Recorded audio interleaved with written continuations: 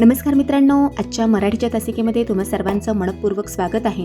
आपल्या सर्वांना शिक्षकांना असं वाटत असतं की विद्यार्थी ही बोलती झाली पाहिजेत, विद्यार्थी ही व्यक्त झाली पाहिजेत आणि विद्यार्थ्यांनी त्यांच्या मनातील भावना ह्या सर्वांसमोर प्रकट केल्या पाहिजेत.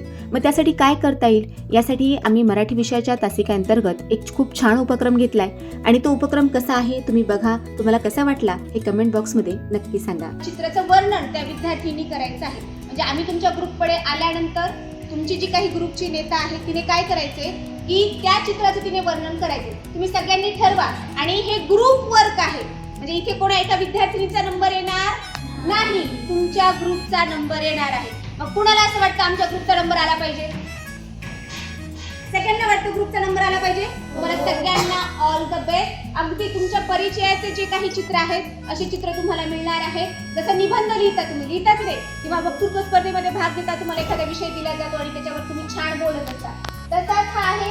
पटकन करा म्हणजे तुम्हाला आणखीन वेगळ्या उपक्रमामध्ये भाग घेता येईल. आता हे सगळे जे साहित्य आहेत ना, हे सगळं आपल्याला महाराष्ट्र शासनाने तुम्हाला मराठी विषयाची एक पेटी दिलेली आहे. त्या मराठी विषयाच्या पेटीमध्ये असे वेगवेगळ्या प्रकारचे साहित्य दिलेले आहेत की जेणेकरून मराठी भाषा ही समृद्ध व्हावी आणि मराठी भाषेचा प्रचार आणि प्रसार हा सर्वांपर्यंत झाला पाहिजे. कारण आपली मातृभाषा कोणती आहे?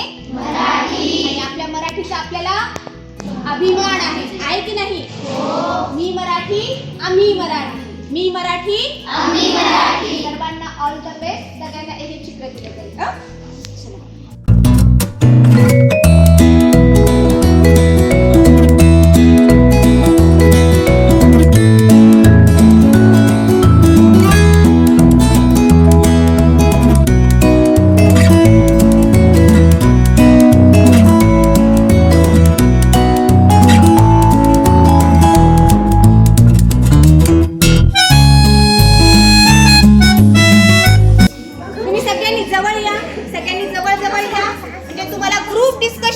तुमच्या लक्षात आले का? याद्वारे काय होणार आहे? तुमची गटचर्चा होणार आहे. काय होणार आहे? गटचर्चा. गटचर्चेतून आपण कसं यश मिळवू शकतो यातून तुम्हाला शिकायला मिळणार आहे. जवळ या, चर्चा करा. तुमची एक ग्रुप लीडर निवडा जी बोलणार आहे आणि चर्चा करा की आपल्याला काय काय वाक्य घ्यायची आहे. ऍटलीस्ट फक्त 10 वाक्य आली पाहिजे. किती? 10, जास्त नाही.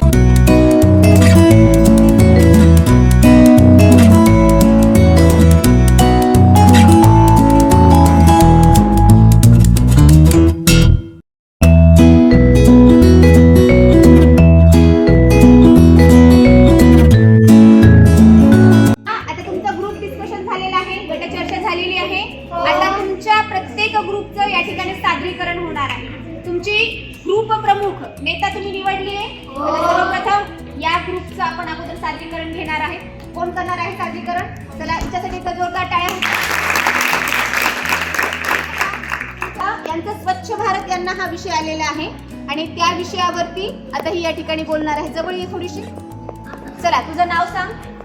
माझं नाव वैशाली बालाजी बुधवार. मी आज तुम्हाला स्वच्छ भारत या निमित्ताने काहीतरी सूचना किंवा थोडीशी माहिती सांगणार आहे. सर्वांनी जर ठरवलं की आपला भारत स्वच्छ ठेवायचा, सर्वांनी जर एका जागी येऊन मेळावा बनवला, त्यांनी स्वच्छता राखली तर आपला भारत हा स्वच्छ होऊ शकतो. शाळा, आपले परिसर, आपल्या गावातील घाण, नाल्या, ओढ्या यांना जर आपण साफ केलं, सुरक्षित ठेवलं तर आपला भारत जर निरोगी राहिला तर आपण कमी आजारी पडतो, आपले आरोग्यही चांगले राहतील. आणि स्वच्छता हा नियम सर्वांनीच पाळला पाहिजे. स्वच्छता म्हणजे काय? तर स्वच्छता म्हणजे घाण न दिसणे, घाण नका करू. पण सर्वांनी जर ठरवलं तर स्वच्छताही राहू शकते. बस स्थानक, रेल्वे स्थानक किंवा अनेक जागा याच्यावर जर महिला व पुरुषांसाठी स्वच्छतागृह बनवलं तर ही घाण होणार नाही, हे प्रदूषण होणार नाही. आणि सर्वांना स्वच्छ ऑक्सिजन जर पाहिजे असेल तर झाडे लावावी लागतात. तर आपण झाडे कापायला नाही पाहिजे, झाडे लावायला पाहिजे, झाडे वाढवायलाही पाहिजे. चला छान. सोपा, सर्वांच्या जिव्हाळ्याचा तो म्हणजे आहे माझी शाळा. बोलताना तुम्ही जर तुमच्या चित्राकडे जर पाहून बोललात तर तुमचं आणखी सादरीकरण छान होईल. चला ऑल द बेस्ट. माझे नाव नंदिनी भीमराव नरवाडे आणि मी आज आपल्या शाळेविषयी काहीतरी माहिती सांगणार आहे. माझी शाळा सुंदर शाळा. माझ्या शाळेचे नाव नूतन कन्या प्रशाला सेलू हे आहे. आणि माझी शाळा, माझ्या शाळेतील आपण सर्व विद्यार्थिनी खूप चांगल्यापणे अभ्यास करतो आणि सर्व शिक्षकही आपल्याला चांगले व्यवस्थितपणे शिकवतात. आपणही आपल्या शाळेत गेल्यावरती आपण चांगला अभ्यास केला पाहिजे. आणि माझ्या शाळेत मी सर्व विद्यार्थ्यांनी खूप ग्राउंडवर खेळतो, स्वच्छता पाळतो आणि आमच्या शाळेतील क्रीडा विभागामध्ये खूप वेगवेगळ्या प्रकारांचे खेळ आम्ही खेळतो. आणि आमच्या शाळेतील सर्व विद्यार्थ्यांनी खूप हुशार व शिस्तप्रिय आहेत आणि आमच्या शाळेतील टीचरही आमचे शिक्षकही आमच्याशी खूप चांगलेपणे शिकवतात आणि आम्हाला मित्रांनो, माझं नाव आहे यशस्वी प्रल्हाद जाधव. आमचा विषय आहे गावची जत्रा. इथे भरपूर लोक दिसत आहेत आपल्याला, ज्यांनी रंगरंगीत असे कपडे घातले. इथे देवांचं मंदिर आहे. इथे राजपाळ्यात मुलं खेळत आहेत. इथे गाय आहे. इथे दुकान आहे. दुकानाचं नाव काय दिसतंय बरं? गोलगप्पा चाट असं. दुकानात एक माणूस चाट विकायला बसलेला आहे. इथे एक माणूस त्या मुलाला कार्ड्स वाटत आहे. इथे भरपूर लोक आलेले आहेत.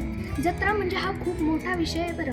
इथे सगळ्यांना मजा करायला भेटते, खेळायला भेटते, खायला भेटते, सर्व काही गोष्टी इथे मिळतात. वा वा. टीचर केला.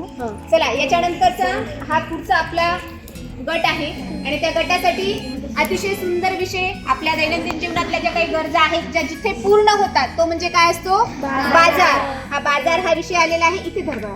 हा, आता बाजार या विषयाचं सादरीकरण या ठिकाणी होईल. सांगा. माझं नाव सृष्टी हरिभाऊ जोगदंड आणि आमचा विषय आहे गावचा बाजार. गावचा बाजार आला की लोकांच्या मनामध्ये उत्सुकता होते. लेकरांना वेगवेगळे पदार्थ खायला भेटतात. इथे दिसत आहे की गावच्या बाजारामध्ये गोलगप्पे चाट वगैरे आहे. इथे काही बायका भाटे घेत आहेत, काही बायका कपडे खरेदी करत आहेत आणि काही बायका भाजीपाला घेण्यामध्ये व्यस्त आहेत.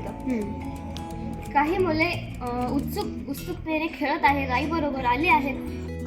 माझे गाव.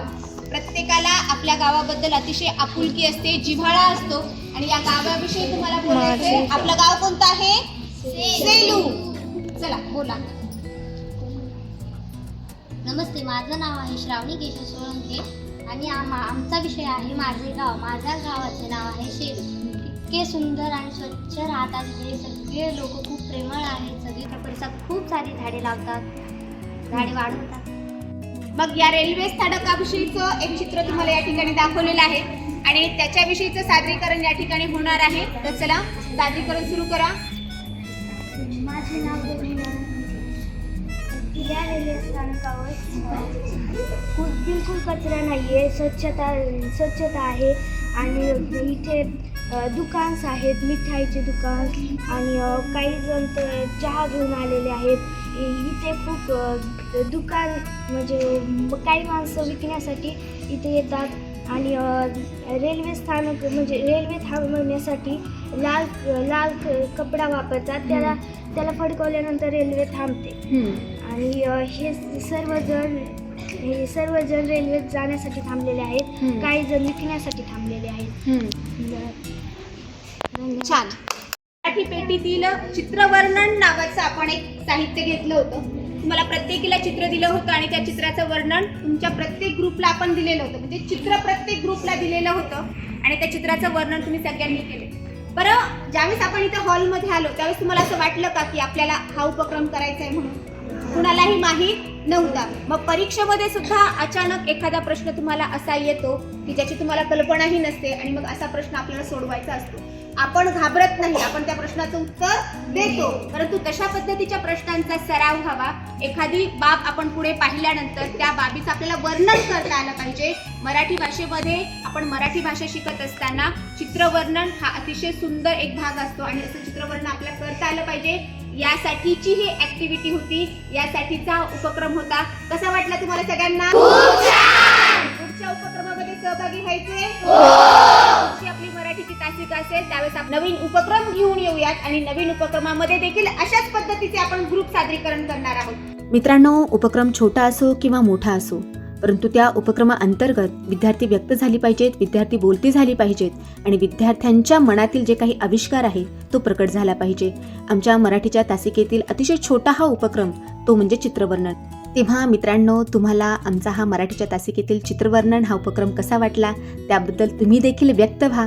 आणि हां, या उपक्रमामध्ये कोणत्या गटाचा क्रमांक आलेला आहे किंवा कुठल्या गटाचं सादरीकरण व्यवस्थित आणि छान झालेलं आहे ते आपण पुढच्या व्हिडिओमध्ये पाहणार आहोत. तेव्हा पुन्हा भेटूयात पुढच्या व्हिडिओमध्ये नवीन उपक्रमासह, विद्यार्थ्यांच्या नवीन सादरीकरणासह. तेव्हा नक्कीच उपक्रमाबाबत तुम्ही देखील व्यक्त व्हा.